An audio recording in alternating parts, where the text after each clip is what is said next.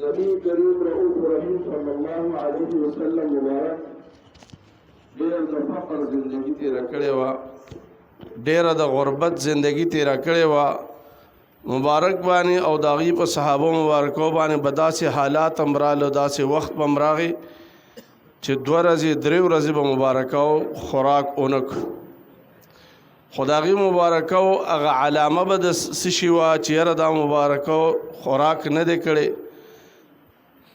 مختلف علامات د هغې کتابونو نقل کړي دي، خو یوه علامه په هغې کې دا وه چې کله به نبی کریم رؤوف رحیم صلی الله علیه وسلم مبارک ډېر ورځې طعام ونه خوړ، نو چې کله به مبارک د سحر مانځه کې تلاوت کو او دا تلاوت به اوږد کو، نو د مبارک آواز به پکې لږ ښکته شو، ټیټ به شو. صحابو ته به پته ولګېده چې نبی کریم رؤوف رحیم صلی الله علیه وسلم مبارک رضې وشو لکه چې طعام نه دی خوړلی. په دغه روټین باندې یو ورځ دا مبارک د سحر مونځ کوي نبی علیه الصلاۃ والسلام، او د تلاوت د مانځه د تلاوت په دوران کې د نبی علیه الصلاۃ والسلام آواز مبارک دا ښکته شو. سیدنا ابو بکر صدیق رضی الله تعالی عنہ مبارک ته فتح ولګېده، اندازه ولګېده چې مبارک رضې وشو، خوراک نه دی کړی. عمر صاحب ته رانږدې شو، ته عمر فاروق رضی الله تعالی عنہ، نبی علیہ الصلوۃ والسلام او تاسو چې کله د اشراق منځ وکې د مانځه نه بعد به زما کور ته راشئ، زما به میلمانه زه زر زم په منډه باندې چې تاسو دپاره تیاری وکړم. عمر فاروق رضی الله عنه د نبی علیہ الصلوۃ والسلام سره په مسجد نبوي شریف کې دی. ابو بکر صدیق رضی الله عنه ډېر په جلدی باندې بازار ته ورغی او یو مهی راواغست او هغه مهی کور ته راوړو او خپلې بیبي له ورکړو چې دا په دې تیلو کې یا په دې غوړو کې پوخ کا. نبی علیہ الصلوۃ والسلام مبارک رضې وشو، خوراک نه دی کړی، طعام نه دی خوړلی، زمونږ نن میلمه دی. چې کله د اشراق منځ وشو، د منځ د کېدو نه بعد عمر فاروق رضی الله عنه نبی علیہ الصلوۃ والسلام مبارک د ابوبکر صدیق رضی الله عنه مبارک کر راغلل، کېناستل. وخت تیریږي، 2 غنټې 3 غنټې تیرې شوې. نبی علیہ الصلوۃ والسلام مبارک په انتظار دی چې طعام به اوس راشي، اوس به راشي. سیدنا ابوبکر صدیق رضی الله عنه بار کله نبی علیہ الصلوۃ والسلام مبارک ته وړاندې راځي، کله کور ته ځي. نبی علیہ الصلوۃ والسلام مبارک ته پوښتنه کی، یا ابوبکر صدیق منګ دې څه ته راغوښتي یو، منګ دلته څه دپاره راغلي یو، منګ دې څه ته راغوښتي یو چې 2-3 غنټې وشوې تا کېنولي یو. هغه ورته فرمایي چې د دواړو جهانو سرداره، ای د الله محبوبه، ما تاسو میلمانه کړی، ستاسو میلمستیا مې کړې ده، تاسو د میلمستیا دپاره ما راوسې، تاسو دپاره روټۍ تیاروم، خو ساعت وشو ډېر، ما د بازار نه تاسو دپاره یو مهی راوړو او هغه مهی ما خپلې بیبي له ورکړو، هغې په غوړو کې یا په تیلو کې اچولې. څومره ساعت وشو چې څومره موږ اړو راړو مهی نه پخېږي، د الله محبوبه نه پوهېږو چې څه مسله ده. مال هم زما حلال دی، مهی هم د داسې تقوادار صحابي نه راوړی دی، د الله محبوبه نه پوهېږم چې مهی ولې نه پخېږي. نبی علیہ الصلوۃ والسلام مبارک راغی او د مهی ته مخاطب شو او ورته وایي چې ای کب، ای مهیه، تا ته پته نشته چې ته نن د چا طعام ګرځې، ته نن د چا غذا ګرځې، ته خو د سید و سردار د تمامو انبیاء او د سردار د امام الانبیاء امام المرسلین داغه غذا او طعام ګرځې، ولې نه پخېږي؟ څه وجه ده؟ ناراضه یې، خفه یې، څه وجه ده چې خپله غوښه پخېدو ته نه پرېږدې؟ سبب دې د نه پخېدو څه دی؟ هغه مهی ورته الله تعالی په ډېر فصیح زبان باندې گویا کړ.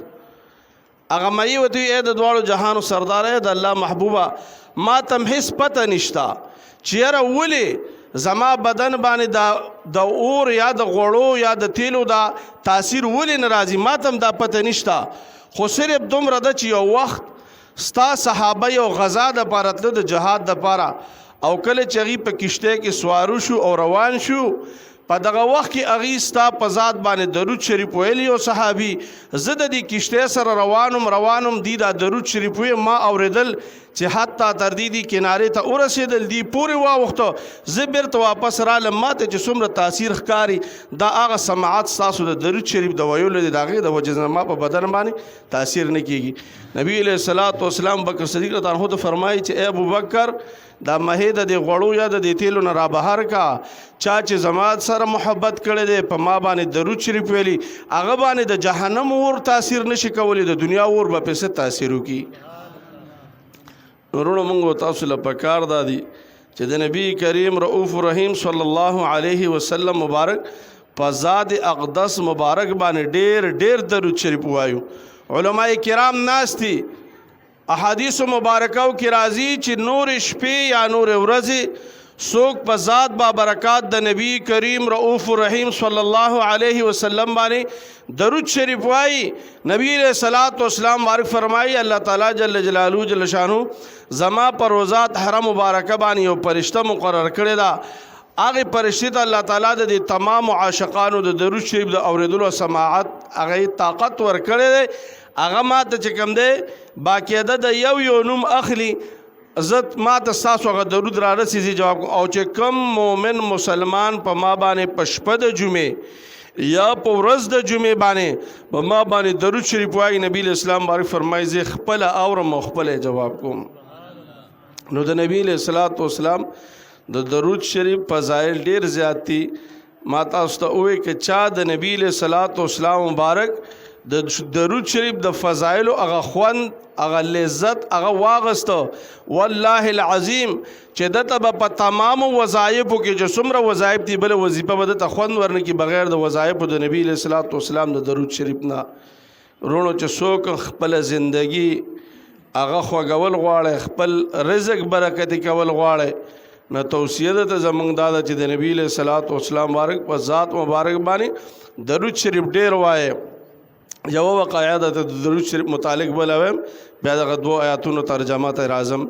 نبی علیہ الصلوۃ والسلام مبارک غزال روان دي جهاد ته دا درود شریف د فضایل ته ذکر هم د تاسو ته مو قتل د ډیرو رونو په خله باندې درود شریف نو خاموش ناستو نبی علیہ الصلوۃ والسلام مبارک غزا ته روان جهاد ته یو ځای کې پړاو واچو دا مبارک حکم کو صحابو ته چې چا سره سدي د خوراک اگر جمع کې هر سره جمع شو د ترکارې بندوبست نو د تاریخ کتابونه لیکي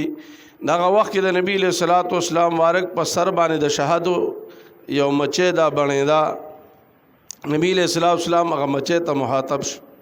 وګدو واقعا دا هغه مچې وته په خپل زبان سره فرمایي چې د الله محبوبا تاسو ارس برابر کړی د طعام خو لیکن تاسو د ترکارې تنظیم نشتا د دې غونډې شاته زمنګ د غبین فجدا مان سره د یو کس لړ شي زب چې کم دی خپل مرګرو ته می بسېټ ته شي مونږ غبین تیار کړي غبین پوخ دی برابر دی هغه بروړي هغه تاسو ترکارې په ځبان استعمال کې نبی له صلوات و سلام ورک دو صحابه یو کې ابي سعید خدری رضی الله او حضرت علی رضی الله راضي بلکې حضرت علی رضی الله بل صحابي خود دو صحابه دغه مچې سره کړه د مچې ته مخ کې روانه ده د صحابه ور پسې دي غونډې ته ورسېدل غونډې نه چخکته شو چې وې قتل یو ونه شاخ داسې را کوک شوی دی هغه پسې غټ کې بین ځوړند دی دا صحابه مبارک نبی اسلام د حکایت کې چې کله دا مچې دی غبین ته ور ورسېدا دا ټول مچې دی غبین نه سیټ ته شو مونږ په اسانه باندې دا غبین را کټ کو دا مچې بیا دي سر روانه نبی اسلام ته دا غبین وروړو نبی علیہ الصلوۃ والسلام صحابو ته هغه غبین د خوراک د پاره د استعمال لپاره ورک بیا نبی علیہ السلام د مچې سره بیا مخاطب کیږي او مچې ته چې اے مچې تاسو ته خو معلومه ده چې تاسو په هر قسم له بوټي باندې کینې په هر قسم له ګل باندې پتریو باندې پتریخ باندې په نمکین باندې هر قسم له بوټو باندې په هر قسم له ګل کینې او دا غینه رس روباسه بیا د دینه دومره خسته خوږ مزیدار خوان څنګه جوړ شي دا مچې ته وایي اے د الله محبوبا اے د دواړو جهانو سردارا کله چې منګه دا غبین تیارو ستاسو وینا مبارک سچ ده منګ د هر قسم له بوټي نو د هر قسم د ګل نه رس وروړو او دا خانه ټوله پوره کو چې کله منګ دا خانه ټوله برابر کو ډکی کو دا غینه بعد زمنګ ډیوټي دادا چې منګ دا ټوله مچې د دې غبین نه چاپیره تاویګو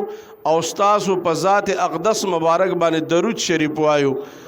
د هغه درود شریف د ویلو په برکت باندې الله تعالی دینه تمام خوندونه لري کې الله تعالی پکې یو خوږ ښایسته خوند پیدا کی. خنه سوچو کې ګبین ته وګوره موږ تاسو به څومره مینو چې غیر ذوی العقل عقل نه لري، خو الله تعالی د نبی له صلوات و سلام د درود شریف د ویلو په برکت باندې څومره هغه ته شان ورکی. نورونو زه خو ته دا وایم چې د نن نه بعد څوک زمونږ د आवाज د لوډ سپیکر په ذریعہ باندې یا دلته یا بیا د ریکارډ په ذریعہ باندې اوري، نو چې دا بالکل ځان ته وظیفه کوي چې سحر یو د پاسه سل پیر درود شریف او ماخام یو د پاسه سل پیر درود شریف دا وای دا ځان ته وظیفه کوي، ان شاء الله ټوله زندگی به مبادله شي. دعا مبارکه ما ویلو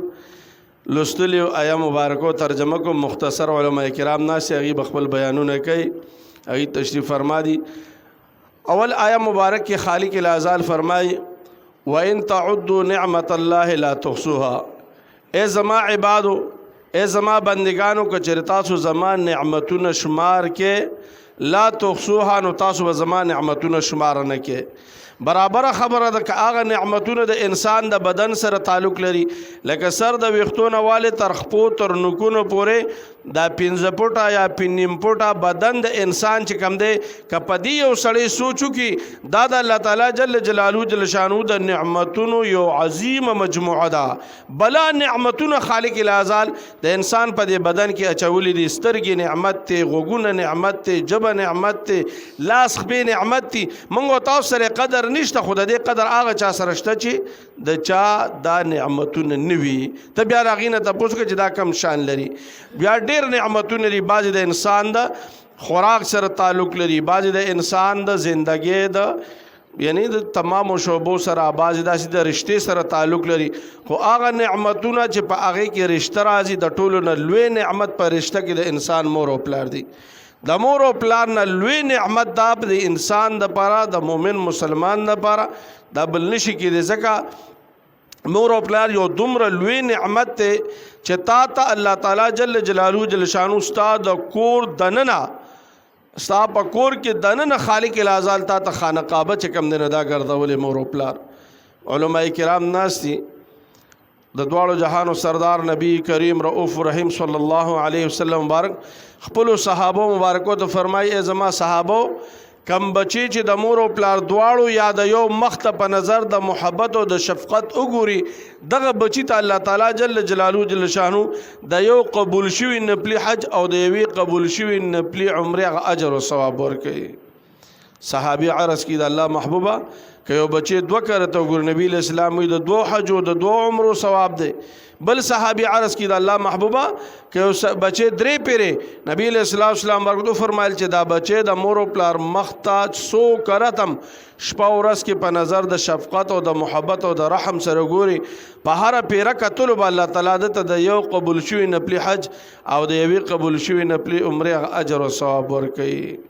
اوس موتا سره د خانه کعبه په کور کې دو کنه دا که موتا ته چاوي چې راځه مړه داخله در لکوم عمره لري بوزم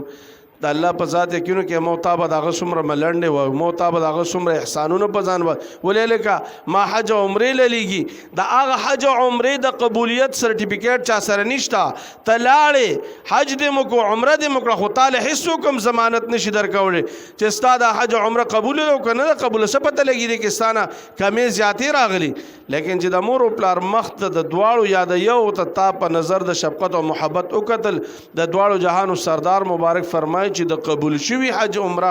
د دې دواړو د نپلی اجر او ثواب الله تعالی تاسو له درکړي. نورونو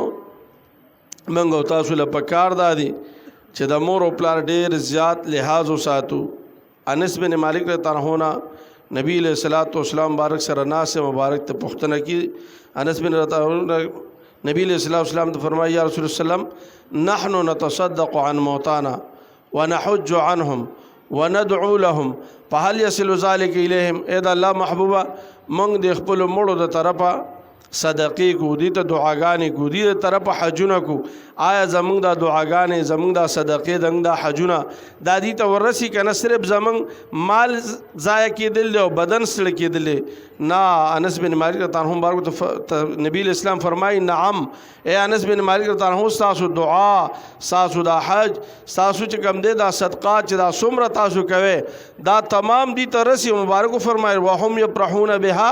کما یفرح احدکم اذا اهدی الیه شیء. اے چې څنګه تا ته یو سړی په دنیا کې تحفه ډالې درکړي او ته پې خوشحالېږي دغه شان ستا په دې صدقه او ستا په دې ایصال ثواب باندې ستا د مور او پلار دا په قبر کې خوشحالېږي. نو د مور او پلار سره صرف احسان او نیکي دا نه ده چې ګنې په دنیا کې مور او پلار حیات دي او موتا د مور او پلار قدر او عزت هم کو د مور او پلار لحاظ هم کو چې کله سترګو نه پناه شو د دنیا نه پرده شو نو بیا غنې خبره خلاصه شو. نه موتا چې څنګه په دنیا کې د مور او پلار سره محبت ساتو د هغې لحاظ کو د هغې عزت کو د هغې دپاره دعاګانې کو دغه شان بعد الوفات چې هغې د دنیا نه پرده شي ځکه په دنیا کې خو کیدی شي ستا په زړه کې دا راشي چې زه د مور پلار قدر نه کوم خلک به راته وي چې وګوره د مور پلار لحاظ نه کوي کیدی شي چې هغه ستا چې کوم دی نو د دنیا دغه شي. نو پکار دا دی چې بعد الوفات د مور او پلار سره چې کوم دی نه ته څوک احسان وکړي ځکه آیت مبارک کې خالق الازال فرمایي وبالوالدین احسانا د مور او پلار سره احسان کوي د مور او پلار سره نیکی کوي. حدیث مبارک کی راضی نبی اسلام مبارک فرمائی د مور او پلار سره احسان او نیکی بعد الوفات سری بعد الوفات د مور او پلار سره نیکی دادا چې د پلار څومره دوستان ني ته بداغي سره خپل واسطه خپل تعلق خپل غم خادي دا به سره جاری ساتي. دا سه باندې چې ته وې بس یاره خدا خو ما د پلار سره بس تعلق ولاړو. روایت کی راضی عبد الله ابن عمر رضی الله عنه مبارک یو ورځ روان دی یو میلمه راغی دو تو قتل داغه جامې داسې لګي زړې غونته کې وي بس عبد الله ابن عمر رضی الله عنه جو دا خو خسته اسبانه ناس خو مزین لباس چول خو برابر زر کور ته ورغه هغه خپل لباس او باس نور کپڑے واچولې هغه کپڑے مر راوغسي هغه دغه وخت چې کم سامانو هغه مر راوغس هغه اسم راوغس هغه اجنبي ته په حواله کو صحابي وس عمر سے عبد الله بن عمر سے دا دې څوکړو دا سړی خو تاسو نه پیژنو تاسو سره دومره نیکی وکړه وای ما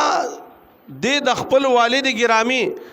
د سیدنا عمر فاروق رضی الله تعالی عنہ سره ناس لیدو د هغه سره ناس دا زما د پلار دوست اک ملیدو دا مې اوس بیا ولیدو.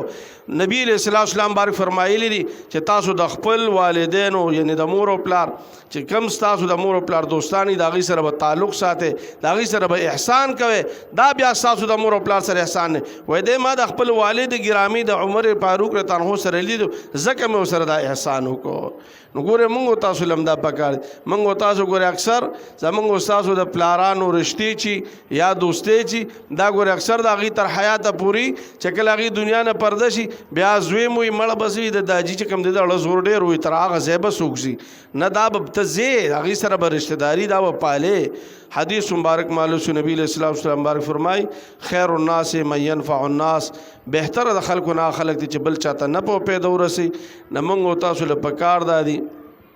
اول د مور او پلار دا حق دی چې موږ استادو د لاسونو د خپونه د مالنا د اولاد په ذریعہ چې هر رقم لې والدینو ته ډېر لوی احسان ورسي او بیا په گاوند کې هم د خپلوانو سره دا غي سره چې کوم دینو موږ تاسو هغه احسان معاملې وکړو. الله تعالی جل جلاله جل شانو دي چې دا غي کوم پروګرام مقرر کړی دی صالح صاحب خالق الازال په خپل دربار علی کې قبول او منظور کړي په څومره ثواب چې د مرحومه او تمام مرحومینو ته الله تعالی ورسي وما علينا الا البلاغ المبين واخر